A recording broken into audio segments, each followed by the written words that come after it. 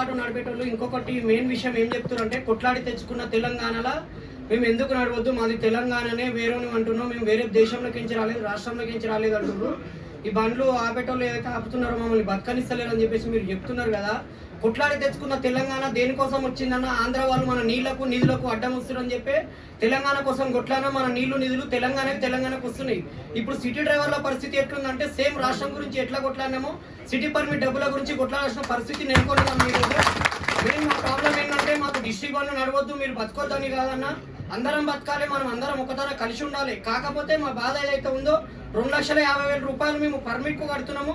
బండికి వచ్చేసి 2,70,000 అన్న 5,20,000 బండి అవుతుంది. మీరు మీ బండి మొత్తం ఈఎంఐ అయిపోయే లోపల మాక్సిమం 3 లక్షల లోపల వస్తుంది అన్న. మా బండి 7 లక్షల లోపల ఈఎంఐ అవుతుందన్న. ఓన్లీ ఇంట్రెస్ట్ వరకే నెలకు 11,000 12,000 ఇంట్రెస్ట్ కట్టి మేము బండి నడుపుకుంటున్నామన్న. మాకు ఎలాగా చాలా ఇబ్బంది ఉన్నా, అందుకని చెప్పి డిస్ట్రిక్ట్ బండ్లు నడపొద్దని చెప్తున్నామన్న. మీకు సిటీ పాసింగ్ బండ్లు తీసుకొని నడుపుకోండి.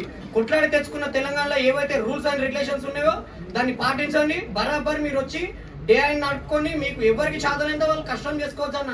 మీ కష్టాన్ని ఎవరు ఆపే ఇది లేదు, అధికారం లేదు. మీరు కష్టం చేసుకోవద్దని ఎవరు చెప్తలేరు మిమ్మల్ని. కాకపోతే ఇక్కడ ఏదైతే రూల్స్ అండ్ రెగ్యులేషన్ ఉందో పర్మిట్ బండి తీసుకోండి, దర్జాగా నడుపుకోండి అన్న. మిమ్మల్ని ఆపే వ్యక్తులు ఉండరు.